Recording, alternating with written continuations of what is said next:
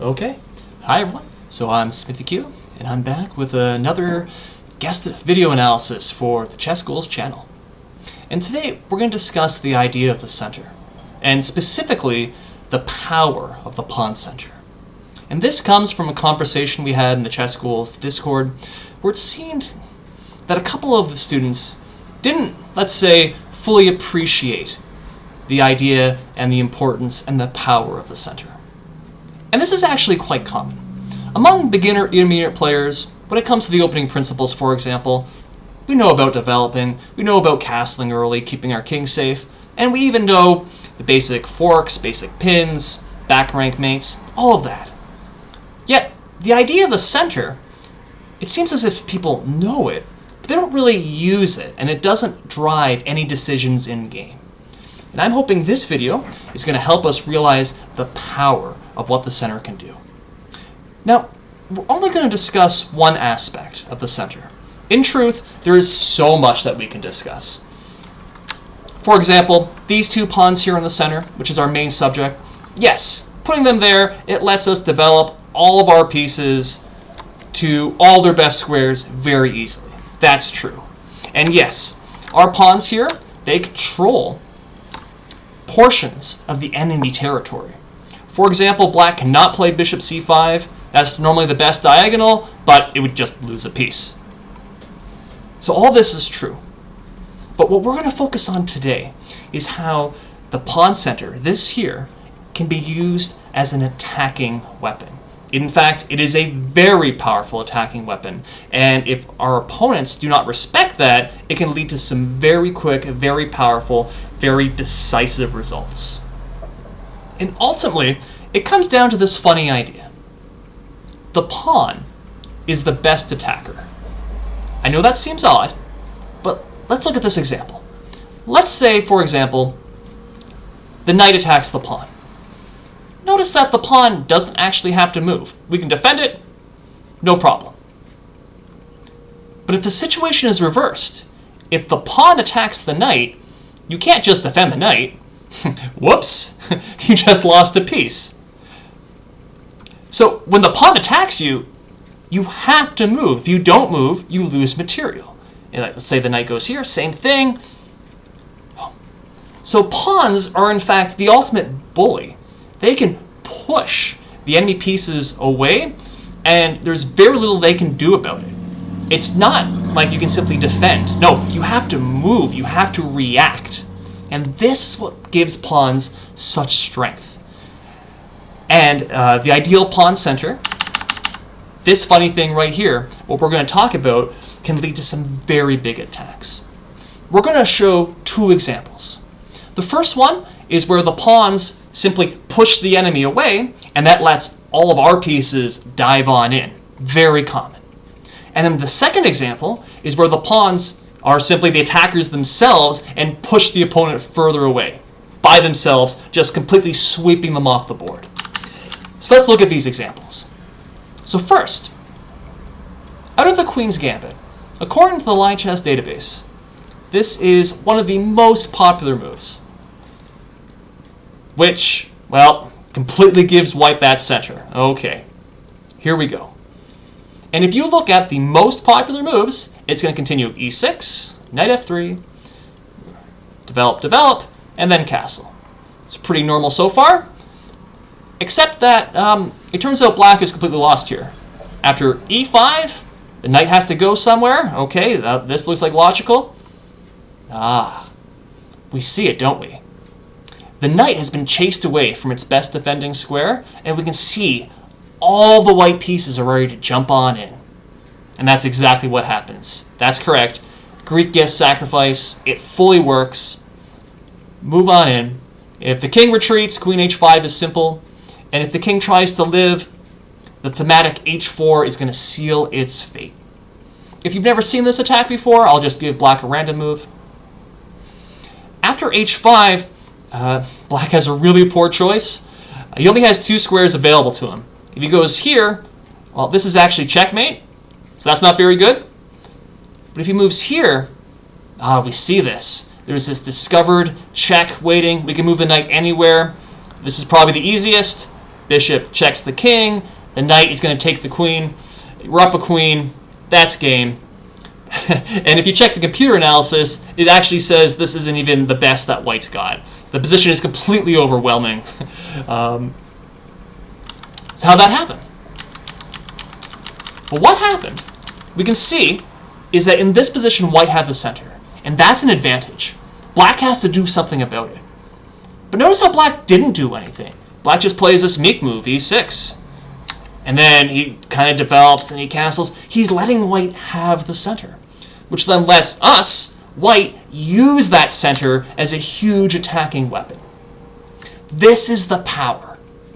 Is if your opponent lets you just have the center, well, great, you're going to be able to prepare an attack, and sometimes very quick, as fast as move 8, just like this. It chases the defenders away and lets our pieces absolutely go to town on the black king. Very common. Again, an example of the most common moves in the database, showing beginner, intermediate players up to 2000 in Blitz not respecting the center. Let's look at another example. Also, quite common. It's going to come from the Italian. Very common opening. Then after c3, the old main line with d4, take, take. Now here, the second most common move is bishop to b6, which lets white have the center. White had the center on the last move, but it doesn't challenge white in any way. And you might think, at first glance, okay, opening's about developing. White has 2 pieces developed. Black has 3, so black must be doing okay. That's easy to... it's easy to see how someone might think that way. When in fact, black is basically lost in this position, because the center is that important. In fact, I was listening to GM Mikhailo Oleksenkyo, if I'm saying his name correctly, who mentions that, yes, developing is important, castling is important, but the center is actually the most important principle, and it's the first thing we should be thinking about. And in this position, we have the center, we can use it. Let's push it. d5. The pawn's the most powerful attacker, the knight has to do something.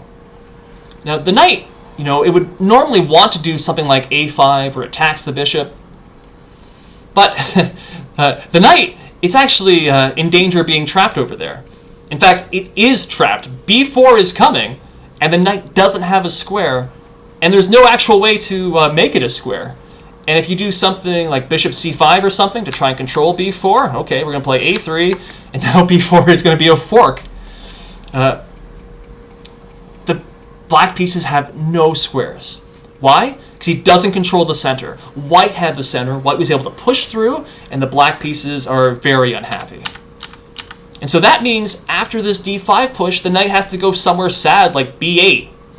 Well, that lets us push the other pawn forward. Oh, the knight tries to go somewhere. We got to make sure we don't fall to any accidents on f2, so let's castle. But now, let's say black castles as well. h3, kick that knight back. Oh, is it going to go here? Oh, isn't this absolutely terrible? We can go bishop g5, hit the queen, hit the knight. We can just take the knight at any point, wreck the king structure. e6 or d6 are coming, completely opening up the position. We can easily complete our development,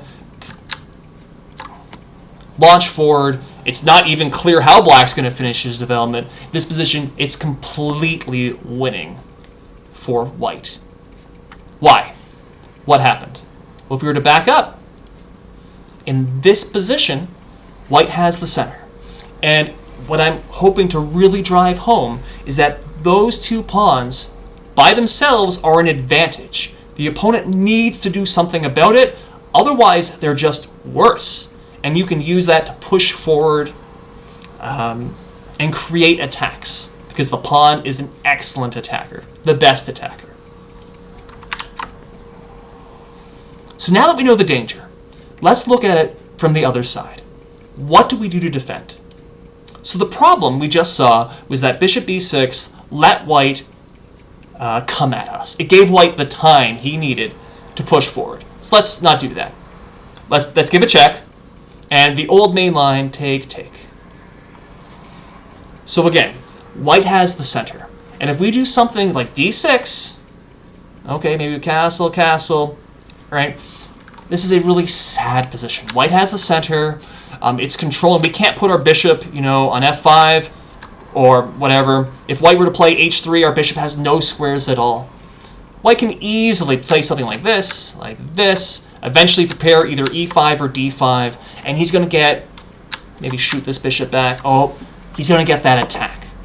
Ready, simple, easy, and as black, we're just kind of sitting there and hoping we don't get checkmated. Terrible. We don't play chess to be like that. If there's the center there, we need to break it down. We need to strike back. And certainly the most common way, and the way that we should be trying to do the most, is to break out with our own center pawn. In this position, the move is d5. It's hitting both the bishop and the pawn, so it's guaranteeing an exchange. Let's just say take, take.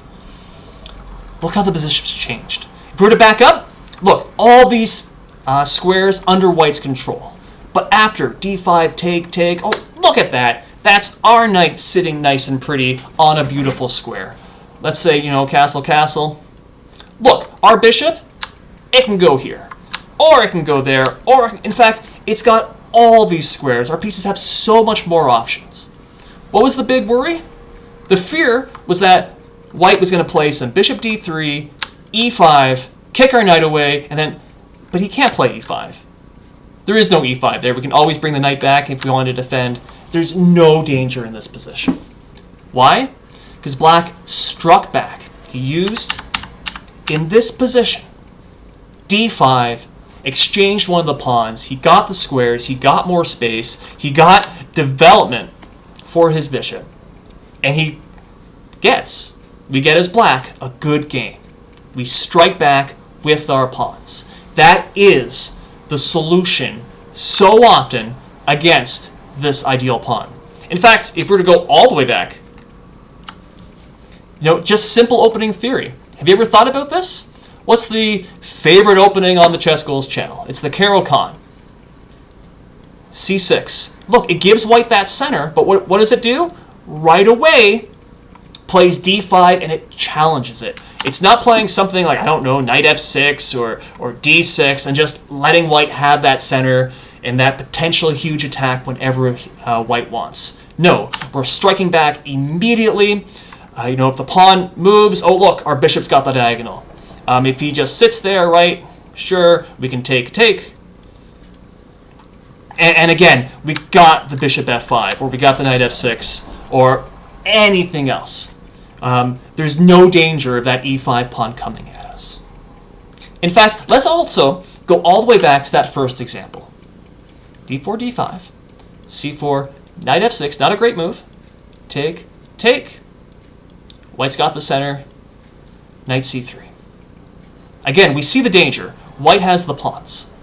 He's controlling our territory. What's the most common move? e6. Yuck. Terrible. That's letting white have the center.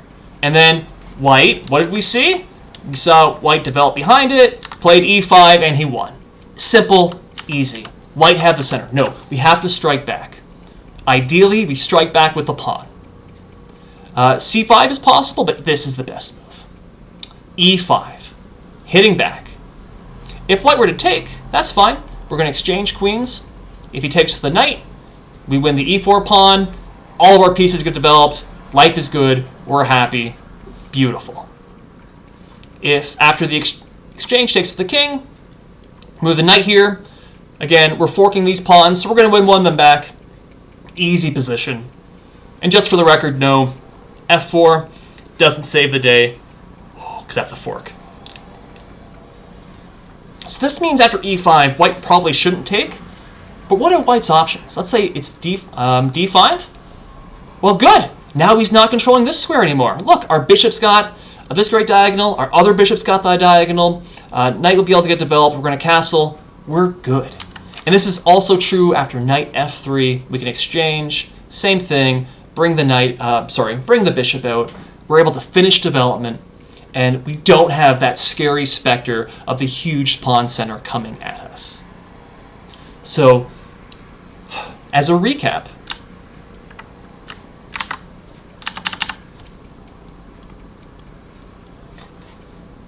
the center is so important, and it does a lot of things. And in this video, really trying to highlight how especially the pawn center can be used as an attacking weapon. We need to recognize that. If you have the center, we need to be constantly thinking, how do I attack? How can I use it to push forward? And then we could also be thinking, how do I stop my opponent from playing, those d5s? Because if our opponent cannot do that move, then he just has to sit there and let our center either slowly or quickly crush him. And conversely, if you're black, you need to be thinking whenever you see that center, whether it's here or whether it's here, is you want to be able to hit back. And the best way to hit back is with a pawn. Boom, we can exchange it off, we get space for our pieces, and we cut in half. Instantly, white's advantage there. Now this is just the tip of the iceberg when it comes to the center. If you're interested and you want to hear even more dives into the center, let us know, leave comments, and maybe we'll create some follow-ups for some of these chess principles. Otherwise, if you could please do all the standard YouTube things, the likes, subscribes, leave comments and questions, that'd be absolutely wonderful. Otherwise, that's going to be it. So thanks for watching, everyone. Thanks for listening. Bye for now.